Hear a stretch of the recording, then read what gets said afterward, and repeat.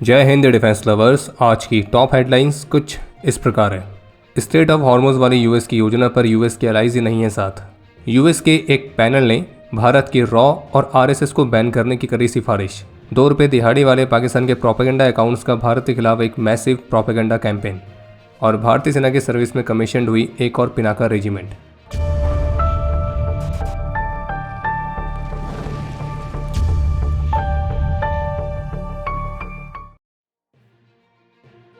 तो जैसे कि अभी हाल ही में यूएस प्रेसिडेंट ने स्ट्रेट ऑफ हॉर्मुज़ को सिक्योर करने के लिए दुनिया भर की सभी कंट्रीज की नेवीज के एक साथ आने की उम्मीद करी थी, पर जैसे कि भारत की गवर्नमेंट सोर्सेज की तरफ से कंफर्म किया गया था कि भारत की इस तरह के किसी मल्टीनेशनल नेवल कोएलिशन को ज्वाइन करने की कोई इच्छा नहीं है और भारत की नौसेना स्वतंत्र रूप से ही अपने ऑपरेशंस को कंडक्ट करती है। और अब आज सोमवार को भारतीय विदेश मंत्रालय के प्रवक्ता की तरफ से भी ऑफिशियली कंफर्म किया गया कि जैसे कि स्ट्रेट ऑफ हॉर्मुज़ को रीओपन करने वाली योजनाओं के तहत यूएस ऑफिशियल ने भारत का नाम लिया था, तो इस पर भारतीय विदेश मंत्रालय के प्रवक्ता का कहना है कि यूएस के साथ इस मामले पर कोई भी बायलैटरल टॉक्स नहीं हुई है। हम इस बात से अवेयर हैं कि ये जो मामला है इसे कई सारी कंट्रीज़ ने बायलैटरली डिस्कस किया है, लेकिन हमने अभी तक इस पर कोई भी बायलैटरल डिस्कशन नहीं किया है। वहीं दूसरी तरफ द फाइनेंशियल टाइम्स के साथ एक खास इंटरव्यू में भारत के विदेश मंत्री डॉक्टर अजय जयशंकर ने भी इस बात को एक्सप्लेन किया है कि इन सब के बावजूद स्ट्रेट ऑफ हॉर्मुज़ से भारत की कुछ शिप्स ने सफलतापूर्वक पासेज को कैसे मैनेज किया।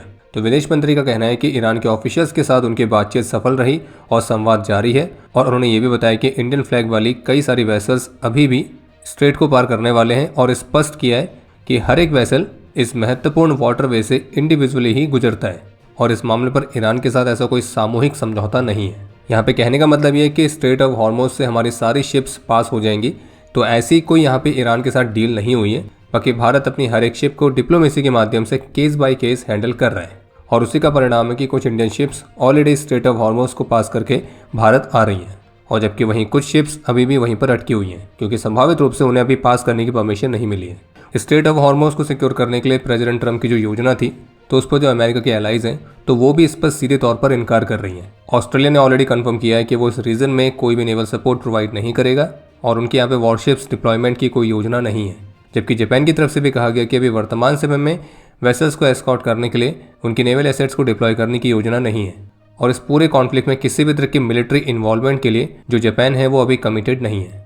और इसी तरह से और भी कुछ एलाइज हैं जिन्होंने सीधे ही मना कर दिया है, कुछ का ये कहना है कि वो अभी विचार ही कर रहे हैं। और जबकि प्रेसिडेंट ट्रंप की इस योजना पर चीन की तरफ से तो सीधे तौर पर यही कहा गया है कि इस वेस्ट एशिया क्राइसिस में सभी पक्षों को तुरंत ही मिलिट्री ऑपरेशंस रोक देने चाहिए।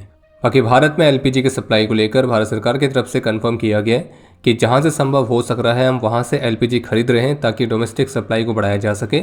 और इस बात को भी दोहराया गया है कि भारत के पास क्रूड ऑयल की पर्याप्त सप्लाई है और जो रिफाइनरीज हैं वो फुल कैपेसिटी पर ऑपरेट कर रही हैं और हम अपने रिक्वायरमेंट्स को पूरा करने के लिए पर्याप्त मात्रा में पेट्रोल और डीजल को डोमेस्टिकली प्रोड्यूस कर रहे हैं। और जबकि एक इंडियन फ्लैग एलपीजी कैरियर जिसका नाम था शिवालिक, तो वो भी आज भारत पहुंच चुका है और वहीं एक और वेसल नंदा देवी कल तक भारत पहुंच जाएगी।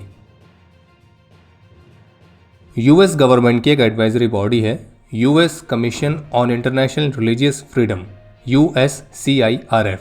तो इन्होंने ये सुझाव दिया है कि अमेरिका को भारत की आरएसएस और भारत की एक्सटर्नल इंटेलिजेंस एजेंसी R&AW, जिसको हमारे निकम्मे पड़ोसी रा भी कहते हैं, तो उस पर प्रतिबंध लगाने चाहिए।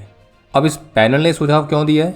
क्योंकि इस पैनल ने दावा किया है कि भारत में जो रिलीजियस फ्रीडम की कंडीशंस हैं वो बहुत ही ख़राब होती जा रही है।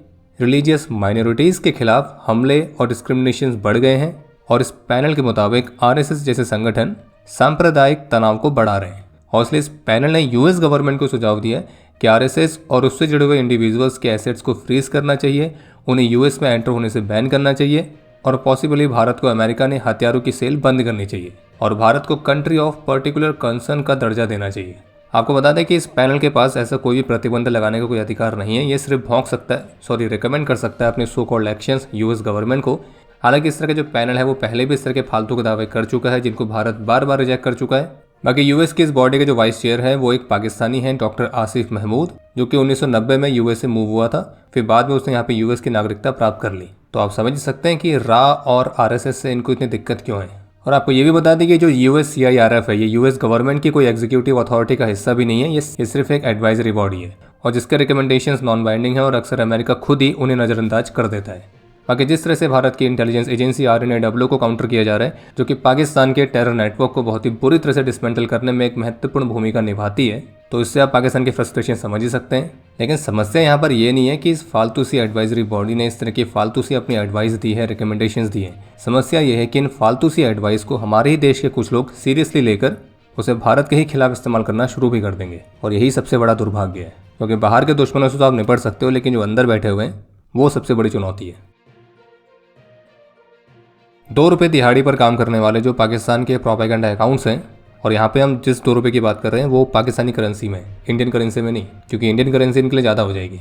तो इनके द्वारा भारत के खिलाफ लगातार fake post, deep fake videos, AI generated videos, fake claims तो इनको सर्कुलेट किया जा रहा है। तो इसी तरह के अकाउंट्स के माध्यम से एक क्लेम ये चल रहा है कि बारामूला में कुछ आतंकियों ने भारतीय सेना पर हमला किया है, जिसमें 11 सोल्जर्स घायल हुए हैं और 1 सोल्जर की जान गई है। लेकिन गवर्नमेंट की तरफ से कंफर्म किया गया कि ये क्लेम फेक है और इस तरह की कोई भी घटना नहीं हुई है, बल्कि घटना तो ये हुई थी कि स्पेसिफिक इंटेलिजेंस इनपुट्स के आधार पर 14 और 15 मार्च की रात को एक ऑपरेशन लॉन्च किया गया था। इस ऑपरेशन में भारत में घुसपैठ करने वाले पाकिस्तानी सुअरों को सफलतापूर्वक होरीफाइड किया गया, और हमारी फोर्सेस में एक भी कैजुअल्टीज की रिपोर्ट्स नहीं है। इसके अलावा इसी तरह के जो पाकिस्तानी प्रोपेगेंडा अकाउंट्स हैं, तो वो भारतीय सेना के former chief general Manoj Pandey retired, तो उनकी एक डिजिटली मैनिपुलेटेड वीडियो को सर्कुलेट कर रहे हैं और उसके माध्यम से भी फेक क्लेम करवाए जा रहे हैं। वहीं इसी बीच जहां एक तरफ इस ग्लोबल क्राइसिस में भारत अपने डिप्लोमेसी के माध्यम से सबसे बेटर पोजीशन पर बना हुआ है, तो इसी फ्रस्ट्रेशन के चलते जो पाकिस्तानी और उसके अलाइज के प्रोपेगेंडा अकाउंट्स हैं, तो वो कई सारे सोशल मीडिया अकाउंट्स के माध्यम से दावे को बार बार दोहरा रहे हैं कि ईरान ने स्ट्रेट ऑफ हॉर्मोज में सेफ पासेज के लिए एक गारंटी सिक्योर करने वाले भारत के प्रयास को रिजेक्ट कर दिया है। और इस फेक क्लेम के साथ भारतीय विदेश मंत्री की फाइनेंशियल टाइम्स के लेटेस्ट इंटरव्यू को ही कोट किया जा रहा है, लेकिन उसको मैनिपुलेट करके। फाइनेंशियल टाइम्स के साथ विदेश मंत्री के इंटरव्यू में एग्जैक्टली क्या कहा गया था वो हम आपको पिछले अपडेट में ऑलरेडी बता चुके हैं, और उसके क्या मायने हैं तो वो भी हम आपको समझा चुके हैं। लेकिन हमें पता है कि हमारे पड़ोस में बैठे हुए कुछ लोग जिनका दिमाग घुटनों पे या घुटनों थोड़ा ऊपर ही रहता है, तो उनको ये बात समझ में नहीं आएगी, क्योंकि आखिरकार 2 रुपये का भी सवाल है। लेकिन फिर भी उनके लिए उनके मालिक साहब की एक स्टेटमेंट के बारे में उन्हें बताते हैं। तो वह ये कि यूएस के जो एनर्जी सेक्रेटरी हैं, तो उन्होंने भी हाल ही में NBC न्यूज़ के साथ एक एक्सक्लूसिव इंटरव्यू में स्ट्रेट ऑफ हॉर्मोज में इंटरनेशनल सपोर्ट वाली बात पर यह कहा कि एक कॉन्वॉय स्ट्रेट ऑफ हॉर्मोज से गुजरा और ईरान ने उन पर गोलीबारी नहीं की, क्योंकि ईरान ने शायद भारत के साथ कोई समझौता किया था। और ये बात भारतीय विदेश मंत्री ने भी फाइनेंशियल टाइम्स के साथ इंटरव्यू में कही थी कि ईरान के साथ हमारी बातचीत हुई है, वो अच्छी रही है और इस संवाद जारी रहेगा, लेकिन हाँ, जो शिप्स को पास होने की परमिशन मिल रही है वो इंडिविजुअल बेसिस पर है। और बाकी इस तरह के और भी कई सारे फर्जी क्लेम्स पाकिस्तान के फर्जी अकाउंट्स के माध्यम से सर्कुलेट किए जा रहे हैं, तो उनसे सावधान रहें। और हम फिर से दोहराएंगे कि PIB फैक्ट चेक और भारतीय विदेश मंत्रालय के फैक्ट चेक हैंडल्स को फॉलो करें और ऑफिशियल जानकारी पर ही विश्वास करें, ना कि अफवाहों पर। बाकी अफवाहों से याद आया, जैसे कि अभी हाल ही में इजरायली PM की मृत्यु की अफवाहें काफ़ी चल रही थी, फिर जिसके बाद कल इजरायली PM के ऑफिशियल एक्स हैंडल से उनकी एक लेटेस्ट वीडियो पोस्ट की गई, जो कि किसी कैफ़े की थी।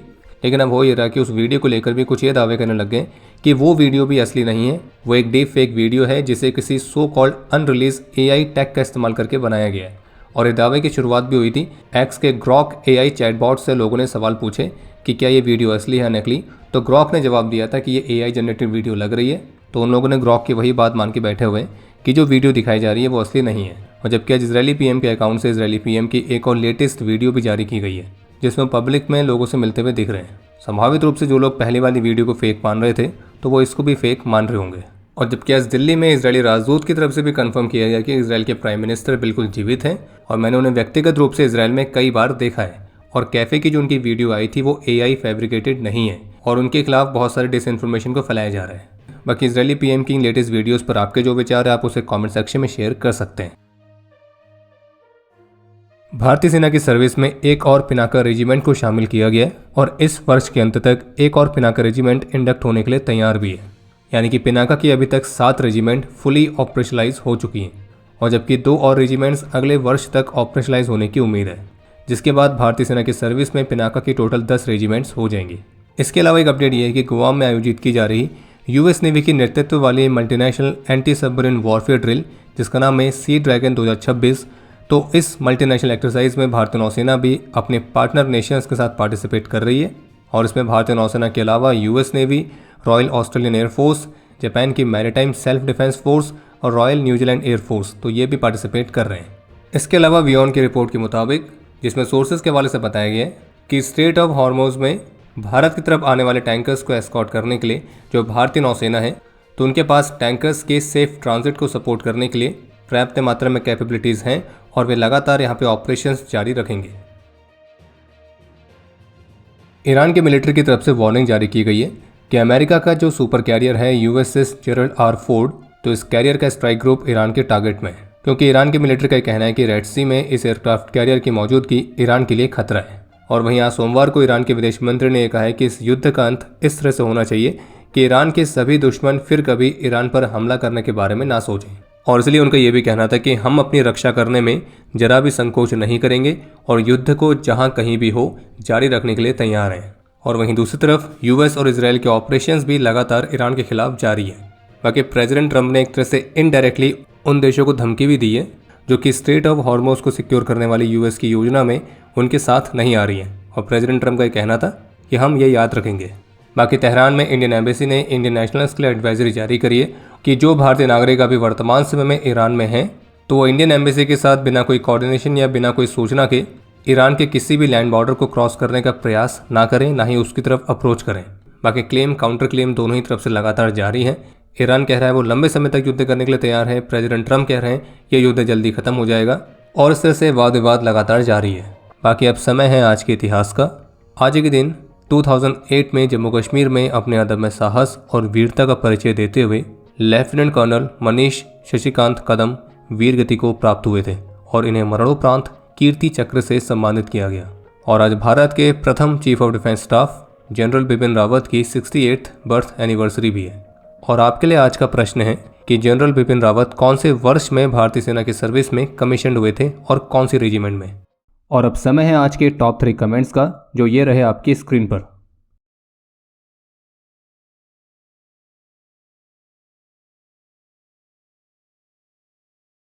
उम्मीद है आपको आज का एपिसोड पसंद आया होगा। पसंद आया तो वीडियो को लाइक करना ना भूलें। आपके कोई भी सुझाव या सवाल हो तो उसके लिए कमेंट सेक्शन ओपन है।